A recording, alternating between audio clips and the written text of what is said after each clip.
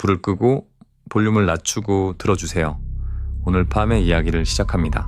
점검 통로를 앞으로만 걸었는데 저는 출발한 문 뒤쪽에서 다시 나왔습니다. 벽 전화는 연결선이 끊겨 있었지만 제 점검 번호를 먼저 읽었습니다. 무정의에서는 제가 아직 하지 않은 말이 47초 먼저 흘러나왔습니다. 문을 닫고 다시 열었을 때는 평범한 직선 복도였습니다. 하지만 문 안쪽의 분필 표시는 제가 들어가기 전 바깥면에 그어둔 것과 똑같았습니다. 누군가 문짝을 통째로 돌려놓지 않는 한 있을 수 없는 위치였습니다. 민수는 같은 모양의 문을 착각했을 거라고 했습니다. 저는 문번호를 촬영했는데 사진에는 비포가 아니라 좌우가 뒤집힌 사오비처럼 보였습니다. 화면을 내렸다 다시 켜자 정상적인 비포로 돌아와 있었습니다. 저는 산악도로 터널의 환기 센서를 점검하는 외주 기사였습니다. 낮에는 차량이 끊이지 않아 자정부터 새벽 4시 사이에만 작업할 수 있었습니다. 그 터널은 산을 관통하는 두 개의 긴 본선과 가운데 환기소로 이어지는 서비스 통로로 이루어져 있었습니다. 일반 운전자는 보지 못하지만 벽에 회색 철문을 열면 사람 한 명이 지나갈 만큼 좁은 복도가 산속으로 이어졌습니다. 그날 점검 구역은 B4 교차 통로였습니다.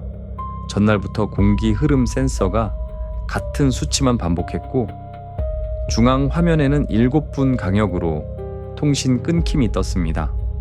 현장 책임자인 오 소장은 장비가 오래돼 생기는 오류라며 센서만 바꾸고 나오라고 했습니다. 작업은 저와 신입 기사 민수, 터널 관리 직원 한 명이 함께하기로 되어 있었습니다.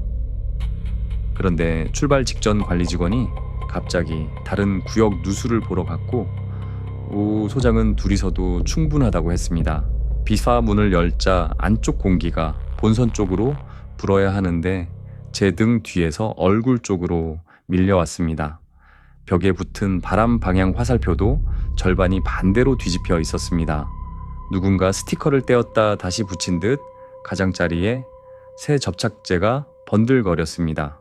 민수는 청소팀이 실수했을 거라고 했지만 화살표는 비상대, 대피 방향을 확인하는 표식이라 함부로 건드릴 수 없었습니다.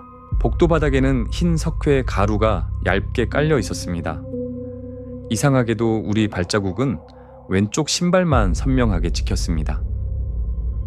오른쪽 바닥은 같은 색인데도 자국이 남지 않았습니다. 손전등을 낮춰 비추자 오른쪽 절반에는 투명한 판이 길게 깔려 있었습니다. 평소 도면에는 없는 덮개였습니다. 그 아래에서 일정한 강역으로 금속이 식는 소리가 났습니다. 첫 번째 센서는 일산화탄소 수치가 14에서 멈춰 있었습니다.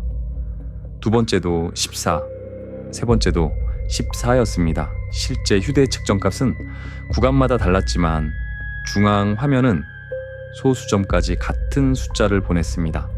통신 지연을 확인하려고 제가 무전으로 B4 첫 센서 확인이라고 말하려는 순간 무정의에서 제 목소리가 먼저 나왔습니다. 같은 문장을 같은 숨소리로 읽고 47초 뒤 잡음이 끊겼습니다. 저는 말을 하지 못한 채 민수를 바라봤습니다. 민수도 들었습니다. 그는 중계기가 이전 송신을 반복 재생한 것 같다고 했습니다. 하지만 저는 그날 그 문장을 처음 말하려던 참이었습니다. 확인을 위해 다른 문장을 메모하고 입을 다물었습니다. 47초쯤 뒤 무정의에서는 아무 소리도 나지 않았습니다. 제가 메모한 문장을 읽자 이번에는 정확히 47초 뒤 같은 음성이 돌아왔습니다. 처음 한 번만 미래의 말이 먼저 온 셈이었습니다. 복도 중간에 벽 전화가 울렸습니다. 수화기를 들자 아무 인사 없이 숫자 6자리가 들렸습니다. 제가 그날 받은 점검 작업 번호였습니다. 번호를 아는 사람은 회사 배차 담당과 오 소장뿐이었습니다. 누가 전화했느냐고 묻자 상대는 한규석 기사 B4 안쪽이라고 말했습니다. 그리고 수화기 너머에서 환풍기 정지 경보가 3번 울렸습니다. 한규석은 이 터널 초기 시공 때 일한 설비 기사로 몇 년 전 안전 문제를 제기하다 계약이 끝난 사람이라고 들었습니다. 전화선 덮개를 열어보니 선은 잘려 있었습니다. 절단면에는 먼지가 쌓여 최근에 끊긴 것도 아니었습니다. 수화기를 내려놓자 복도 끝에 반사 조끼를 입은 남자가 서 있었습니다. 헬멧에는 흐릿하게 한규석이라는 이름이 보였습니다. 그는 손전등을 켜지 않았고 환기팬이 멈춘 어둠 속에서 우리 쪽을 보고 있었습니다. 제가 이름을 부르자 그는 옆에 비상함을 가리키고 철문 뒤로 사라졌습니다. 비상함 봉이는 멀쩡해 보였지만 스티커 모서리가 2겹이었습니다. 겉에 새 봉인을 떼자 아래에는 지난달 날짜가 적힌 봉인이 나왔습니다. 안에는 비상 마스크 대신 접힌 통로 도면과 차량 계기판 사진 몇 장이 들어 있었습니다. 도면에는 우리가 서 있는 복도 오른쪽에 폭이 좁은 우회 통로가 표시되어 있었습니다. 공식 점검 도면에는 없는 길이었습니다. 사진 속 관리 차량의 주행거리는 같은 날짜인데 수백 킬로미터씩 달랐습니다. 도면 모서리에는 센서 번호가 아니라 시간들이 적혀 있었습니다. 9047, 0134, 0172, 1 모두 47분 간격이었습니다. 각 시간 옆에는 차량 한 대와 사람 둘이라는 짧은 메모가 있었고 마지막 칸만 비어 있었습니다. 비상함 뒤 벽에는 새 나사 자국이 4개 남아 있었습니다. 손전등을 비스듬히 비추자 작은 장치를 떼어낸 사각형 흔적이 보였습니다. 그때 통로 스피커에서 우리 발소리가 한 박자 늦게 재생됐습니다. 그때 오 소장이 무전으로 즉시 나오라고 했습니다. 중앙 수치는 정상이고 우리 휴대 측정기만 오류라고 했습니다. 제가 한규석 이름을 꺼내자 그는 목소리를 낮추며 그 사람 말을 믿지 말라고 했습니다. 한규석은 퇴직 뒤에도 터널에 들어와 센서를 망가뜨리고 폐자재를 훔친 적이 있다고 했습니다. 얼마 전에도 외곽 카메라에 그의 차량이 찍혔다고 했습니다. 우리는 돌아가기 위해 같은 길을 걸었습니다. B4 문까지는 직선으로 90걸음이면 됐습니다. 저는 일부러 왼쪽 벽만 짚고 걸음을 셌습니다. 92걸음째 회색 문이 나왔습니다. 문을 열자 본선이 아니라 방금 떠난 센서 앞이 보였습니다. 문 뒤에는 우리가 처음 들어올 때 바닥에 내려둔 공구 가방이 있었습니다. 우리는 앞으로 걸었는데 출발점의 문 뒤쪽에서 나온 것입니다. 민수는 공포에 질려 문을 닫았습니다. 다시 열자 이번에는 본선 차량 통제 구간이 보였습니다. 오 소장이 반대편에 서 있었습니다. 그는 우리가 30분 넘게 연락이 끊겼다고 했습니다. 제 시계로는 12분밖에 지나지 않았습니다. 오 소장은 통로 구조가 비슷해 다른 문을 착각한 것이라고 했지만 B4 문 번호와 공구 가방은 분명 같은 것이었습니다. 그 순간부터 저는 한규석이 몰래 통로에 들어와 환기 설비와 통신을 조작한다고 믿었습니다. 뒤집힌 화살표와 반복 수치, 끊긴 전화에서 들린 그의 이름, 숨겨진 도면이 모두 오래된 설비를 아는 사람을 가리켰습니다. 통로가 되돌아온 것처럼 느껴진 것도 그가 우회 통로의 문을 바꿔놓아 방향을 잃게 했기 때문이라고 생각했습니다. 미래의 무전은 미리 녹음한 제 목소리를 합성한 장난일 수 있다고까지 믿었습니다. 저는 한규석이 나타날 다음 시각을 계산했습니다. 도면의 간격대로라면 2시 21분이었습니다. 민수와 저는 센서 교체를 중단하고 각 문 손잡이에 분필선을 그었습니다. 누가 문을 바꾸거나 열면 선이 끊길 거라고 생각했습니다. 2시 21분이 되자 환기팬 소리가 갑자기 낮아졌고 멀리서 회색 문 3개가 차례로 닫혔습니다. 확인하러 가보니 분필선은 모두 멀쩡했는데 문의 번호만 B4, B3, 다시 B4 순으로 바뀌어 있었습니다. 그때 투명판 아래로 반사조끼가 지나갔습니다. 저는 한규석이 숨은 레일 통로를 이용한다고 확신하고 비상 계단을 돌아 앞을 막았습니다. 그러나 아래에는 사람이 아니라 관리 차량에 빈 운전석만 있었습니다. 차량 라디오에서 제 목소리가 반복됐고 조수석에는 한규석의 낡은 헬멧이 놓여 있었습니다. 우리는 그 헬멧을 들고 오 소장에게 갔습니다. 나중에 보니 누군가 우리를 차량에서 멀리 떨어진 3번 환기실로 끌어내려는 미끼였습니다. 저는 오 소장에게 한규석을 신고해야 한다라고 말했습니다. 그는 이미 외곽 순찰팀을 불렀다며 우리에게 본선 대피실에서 기다리라고 했습니다. 잠시 뒤 카메라 화면에 반사 조끼 남자가 서비스 통로로 들어가는 모습이 잡혔습니다. 얼굴은 보이지 않았지만 헬멧 이름표와 한쪽으로 기우는 걸음걸이가 아까 본 남자와 같았습니다. 오 소장은 그가 3번 환기팬을 멈추려 할 거라고 했습니다. 우리는 3번 환기실 앞에서 잠복했습니다. 제 무정이에는 47초마다 짧은 숨소리가 반복됐습니다. 3번째 숨소리 뒤 철문이 열렸고 한규석이 나타났습니다. 그는 손에 센서 모듈과 낡은 열쇠, 꾸러미를 들고 있었습니다. 우리를 보자 도망쳤고 오른쪽 우회 통로로 들어갔습니다. 저는 민수와 뒤를 따랐습니다. 바닥의 투명 덮가의 아래로 그의 그림자가 나란히 움직였습니다. 우회 통로 끝에서 우리는 낡은 공구함을 발견했습니다. 안에는 잘라낸 통신선, 새 봉인 스티커, 센서 덮개, 한규석 이름이 적힌 작업일지가 들어있었습니다. 일지에는 센서 수치를 14로 고정하는 시험 기록과 B4 화살표를 바꿨다는 메모가 있었습니다. 날짜도 그날 새벽으로 적혀 있었습니다. 저는 그가 터널을 멈추게 해 과거 해고에 복수하려 한다고 확신했습니다. 한규석은 더 안쪽 막힌 문 앞에 서 있었습니다. 그는 도망갈 곳이 없었습니다. 그런데 문을 열어달라며 외쳤습니다. 저 일지는 오늘 쓴 게 아닙니다. 날짜를 보지 말고 눌린 자국을 보세요. 오 소장은 무전으로 접근하지 말라고 지시했습니다. 순찰팀이 오면 잡을 테니 공구함만 들고 나오라고 했습니다. 저는 그의 말이 시간을 끌기 위한 속임수라고 생각했습니다. 우리는 공구함을 가지고 본선으로 나왔습니다. 순찰팀은 한규석을 찾지 못했습니다. 막힌 문 뒤에는 환기 덕트뿐이고 사람이 나갈 길은 없다고 했습니다.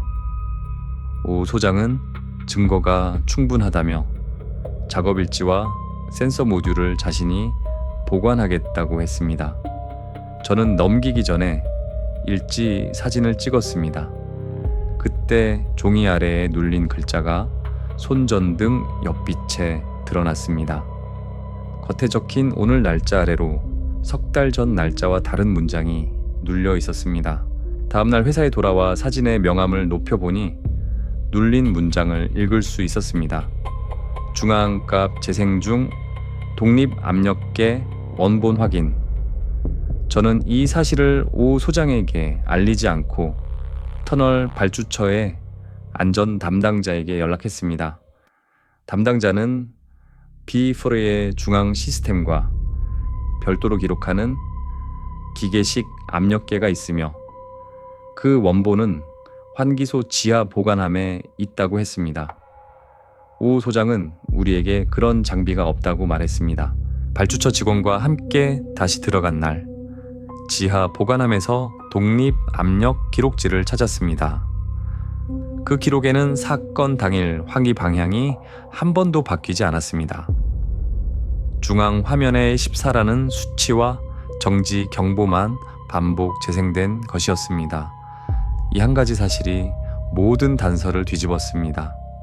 실제 공기가 역류한 것이 아니라 투명 덮개 아래의 좁은 우회 통로에서 별도 송풍이 나와 우리 얼굴로 바람을 보낸 것이었습니다. 47초 무전도 미래 음성이 아니었습니다. 서비스 통로에 숨긴 중계 장치가 작업자 음성을 짧게 저장해 반복했고 첫 음성은 출발 전 배차 확인 통화에서 잘라둔 것이었습니다. 점검 작업 번호를 읽은 벽 전화도 같은 중계 장치에 연결돼 있었습니다. 선이 끊긴 수화기 안에는 아주 작은 무선 수신기가 붙어 있었습니다.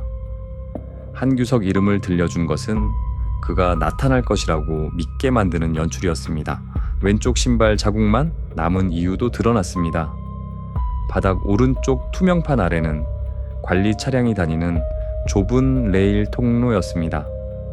사람을 왼쪽으로 걷게 하면 차량이 지나간 흔적을 밟지 않게 할 수 있었습니다. 뒤집힌 화살표는 비상 방향을 바꾸려는 것이 아니라 외부 점검자를 레일에서 멀리 떨어뜨리는 유도였습니다. 반복되는 센서 오류가 뜬 밤마다 공식 기록에 없는 관리 차량이 그 통로를 지났습니다. 차량 계기판 사진의 주행거리 차이는 한규석의 절도가 아니라 오 소장이 관리 차량을 보고하지 않은 운행에 썼다는 흔적이었습니다. 터널 중간에 사용하지 않는 자재 공간에는 출처를 숨긴 화물들이 보관돼 있었습니다. 구체적인 내용은 조사 중 공개되지 않았지만 오 소장은 통로를 비우는 시간 동안 중앙 화면과 무전을 반복시켜 점검 인력이 가까이 오지 못하게 했습니다. 한규석은 과거 이 사실을 발견해 문제를 제기했고 계약 종료 뒤에도 증거를 모으고 있었습니다. 비상함의 이중 봉인과 작업 일지는 그를 범인으로 만들 미끼였습니다. 오 소장은 한규석의 옛 공구함과 기록을 보관해 두었다가 사건 날짜를 덧썼습니다. 눌린 자국은 지우지 못했습니다. 카메라 속 절두기는 남자도 한규석이 아니었습니다. 원본 영상을 확인하자 장면이 47 초 단위로 반복됐고 같은 6걸음이 3번 이어붙어 있었습니다. 실제로 그 시각 통로에 들어간 카드는 오 소장의 관리카드였습니다. 그렇다면 우리가 직접 본 한규석은 누구였을까요? 조사 과정에서 한규석 본인이 발주처에 나타났습니다. 그는 사건 당일 터널 외곽에 있었고 비상함 도면을 넣은 사람은 자신이라고 인정했습니다. 하지만 B4란에서 우리를 만난 적은 없다고 했습니다. 그는 오른쪽 다리가 불편하지 않았고 반사조끼도 입지 않았습니다. 제가 본 남자의 걸음걸이는 반복 영상 속 인물과 똑같이 왼쪽으로 기울어 있었습니다. 오 소장은 원본 기록과 숨겨둔 화물, 조작 장치가 확인되자 업무에서 배제됐습니다. 그는 모든 것이 안전 점검을 피하려는 임시 조치였다고 주장했습니다. 통로를 반복하게 만든 적은 없으며 문 위치는 바꿀 수 없다고도 했습니다. 실제 도면을 대조해도 비파에서 출발점으로 돌아오는 폐쇄, 고리는 존재하지 않았습니다. 우회 통로는 직선이었고 우리가 지난 회색 문은 한 곳뿐이었습니다. 며칠 뒤 저는 마지막으로 중계 장치를 철거하러 갔습니다. 민수와 함께 B4 문을 열기 전 무정이를 꺼두고 배터리까지 분리했습니다. 복도 끝까지 걸어 센서를 회수한 뒤 왼쪽 벽을 짚고 돌아왔습니다. 정확히 92걸음째 회색 문이 나왔습니다. 문을 열자 본선이 아니라 우리가 방금 떠난 센서 앞이 보였습니다. 공구 가방도 다시 문 뒤에 놓여 있었습니다. 민수는 아무 말 없이 문을 닫았습니다. 그때 배터리를 뺀 무정이에서 제 목소리가 들렸습니다. 이번에는 문을 열지 마. 47초 뒤 제 입에서 같은 말이 저절로 나왔습니다. 놀라 입을 막았지만 이미 늦었습니다. 벽 전화가 울렸고 수화기 너머에서 한규석이라는 이름이 아니라 제 이름이 들렸습니다. 이어서 아직 발급되지 않은 다음 달 점검 작업 번호가 6자리로 읽혔습니다. 우리는 다른 문을 찾지 못해 결국 회색 문을 다시 열었습니다. 이번에는 본선이 나왔습니다. 중앙 시계로는 2시간이 지나 있었지만 우리 손목 시계는 15분밖에 흐르지 않았습니다. 철거한 중계 장치는 가방 안에 그대로 있었고 전원도 없었습니다. 발주처는 극도의 긴장 때문에 시간과 방향을 착각했을 가능성이 크다고 정리했습니다. 그 뒤 B4는 영구 폐쇄됐습니다. 문에는 용접 자국과 세봉인이 겹겹이 남았습니다. 하지만 비가 많이 오는 밤이면 중앙 화면에 연결되지 않은 B4 센서 하나가 일시사를 표시한다고 합니다. 그리고 47초 뒤 폐쇄된 통로에 벽 전화가 한 번 울립니다. 받는 사람은 없지만 통화 기록에는 늘 같은 문장이 남습니다. 점검자 1명, 아직 안쪽. 사연 공모 중입니다. 재미난 사연이 있으시면 접수 부탁드립니다.